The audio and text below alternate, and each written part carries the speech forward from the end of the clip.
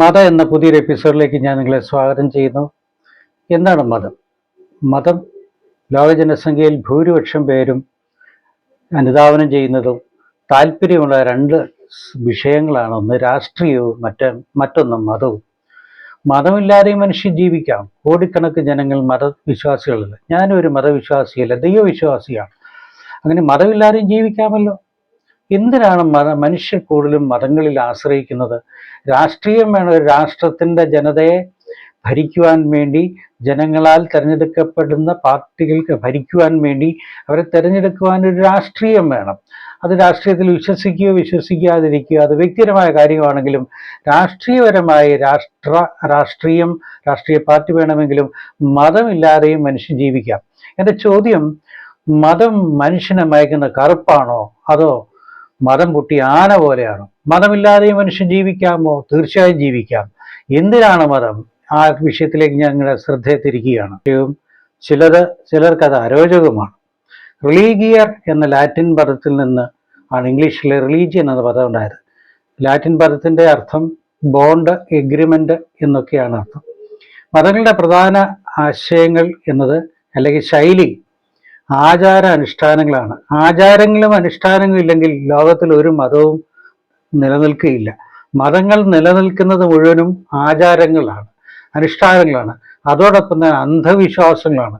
വിശ്വാസത്തെക്കാൾ ഉപരി അന്ധവിശ്വാസത്തിൻ്റെ അടിസ്ഥാനത്തിലാണ് ലോകത്തിലെ പ്രധാനപ്പെട്ട മതങ്ങളെല്ലാം നിലനിൽക്കുന്നത്. ഈ അടിത്തറ തകർന്നാൽ മതങ്ങളില്ലാതാകും. മതം എന്നാൽ മനുഷ്യൻ മനനം ചെയ്തത് എന്നാണ് അർത്ഥം. കുഴിച്ചെടുക്കുക, കണ്ടുപിടിക്കുക എന്നൊക്കെയാണ് അർത്ഥം. മതങ്ങൾക്കെല്ലാം ഓരോ മതത്തിനും ഓരോ സ്ഥാപകരുണ്ട്. അവർക്ക് വേണ്ടി എഴുതിയ മതഗ്രന്ഥങ്ങളുണ്ട്. അപ്പോൾ മതഗ്രന്ഥങ്ങളില്ലെങ്കിൽ മതമില്ല, മതങ്ങളില്ലെങ്കിൽ അന്ധവിശ്വാസമില്ല, അന്ധവിശ്വാസമില്ലെങ്കിൽ മനുഷ്യൻ സമൂഹ ജീവിയായ ശ്രേഷ്ഠമായ നിലയിൽ ജീവിക്കാം.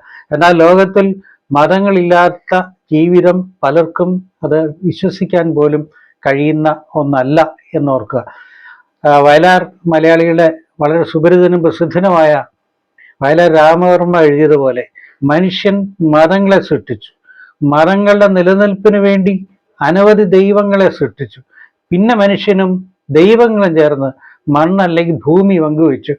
ഇന്ന് പ്രത്യേകിച്ചും വികസിത രാജ്യമായ ഇന്ത്യ പോലുള്ള സദേൺ ഏഷ്യ രാജ്യങ്ങളിൽ മതങ്ങളാണ് എല്ലാ മനുഷ്യനെയും സ്വാധീനിക്കുന്നത്. ഈ ഭൂമി മുഴുവനും മതത്തിൻ്റെ പേരിൽ, ഏതെങ്കിലും ഒരു മതത്തിൻ്റെ പേരിലാണ് ഈ സ്ഥാപിത താല്പര്യങ്ങൾക്ക് വേണ്ടി, അവരുടെ ആചാരങ്ങൾ അനുഷ്ഠാനങ്ങൾക്ക് വേണ്ടി അന്ധവിശ്വാസം ഊട്ടിവളർത്താൻ കോടിക്കണക്കിന് രൂപയുടെ സ്വത്തുക്കളും പ്രോപ്പർട്ടികളും കൈവച്ചുകൊണ്ട് ഭൂമി മുഴുവനും അവരുടേതായി ഇപ്പോഴും ആ നിലവാരങ്ങൾ തന്നെയാണ് ഇന്ത്യയിൽ തുടരുന്നത്. എന്തിനാണ് മതങ്ങൾ? മനുഷ്യൻ സൃഷ്ടിച്ച മതങ്ങൾക്കും അതിൻ്റെതായ രൂപവും ഭാവവും നൽകുന്ന പലതുമുണ്ട്. മതത്തെക്കുറിച്ച് ഓരോ വ്യക്തിക്കുള്ള അഭിപ്രായവും വ്യത്യസ്തമായിരിക്കും. അത് തെറ്റല്ല. ദൈവത്തെ പറ്റിയുള്ള മനുഷ്യന്റെ ചിന്തയും അതുപോലെ വ്യത്യസ്തമാണ്. വ്യത്യസ്തമായ ആശയങ്ങളുടെയും ചിന്തകളുടെയും സംഘടിത രൂപമാണ് മതം. മനുഷ്യന്റെ ദൈവിക ചിന്തയും അതിനാൽ ഉളവാകുന്ന ആചാരങ്ങളും അല്ലെങ്കിൽ ആരാധനയും പ്രവൃത്തി എല്ലാ മതങ്ങളിലും കാണാം. മതവിശ്വാസം അനുസരിച്ച് മനുഷ്യർ ദൈവത്തിന് വേണ്ടി എന്ന നിലയിലാണ് പ്രവർത്തിക്കുന്നത്. ചില മതങ്ങൾ തീവ്രവാദപരമായി ചിന്തിക്കുകയും അവരുടെ മതങ്ങളുടെ നിലനിൽപ്പിന് വേണ്ടി, മതങ്ങളുടെ വിശ്വാസത്തെ ഊട്ടിവളർത്തുവാൻ വേണ്ടിയും മനുഷ്യരിൽ കുറെ പേരെ നിലനിർത്തുവാൻ തീവ്രവാദം നടത്തിക്കൊണ്ടിരിക്കുമ്പോൾ, മറ്റു ചില മതങ്ങൾ രക്തസാക്ഷ്യത്തിന് വേണ്ടി, ചില രാഷ്ട്രീയ പാർട്ടികളും ചില മതവിഭാഗങ്ങളും രക്തസാക്ഷിത്വമാണ് ഏറ്റവും ശ്രേഷ്ഠമായ നിലയിൽ വിശ്വസിക്കുന്നു. ഇത് രണ്ടും തെറ്റല്ലേ? മനുഷ്യൻ സൃഷ്ടിക്കപ്പെട്ടുവെങ്കിൽ മനുഷ്യനെ സൃഷ്ടിച്ച ഒരു ദൈവമുണ്ട്. ആ ദൈവത്തെ അറിയുകയോ അറിയാതിരിക്കുകയോ അത് വ്യക്തിപരമായ കാര്യമാണ്. അതാരെയും അടിച്ചേൽപ്പിക്കാൻ കഴിയില്ല. പക്ഷെ മതത്തിന്റെ പേരിൽ ഒരാൾ രക്തസാക്ഷിയാകുകയോ ഒരു വ്യക്തിയെ സഹജീവികളെ കൊല്ലുകയോ ചെയ്യുന്ന ഒരിക്കലും മതത്തിന്റെ നല്ല അംശങ്ങളെ അല്ല.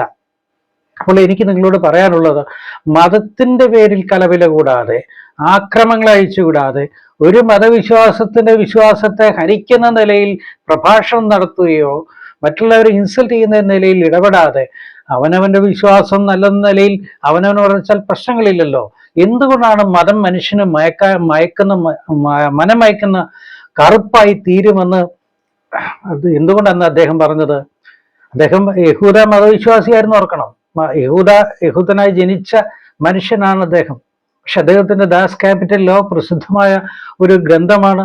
കോടിക്കണക്കിന് ജനങ്ങൾ അത് വായിക്കുന്നു, അത് ഇഷ്ടപ്പെടുന്നുവെങ്കിലും അദ്ദേഹം പറഞ്ഞ ഒരു കാര്യമുണ്ട്: മനുഷ്യന് മതം കറുപ്പാണ്.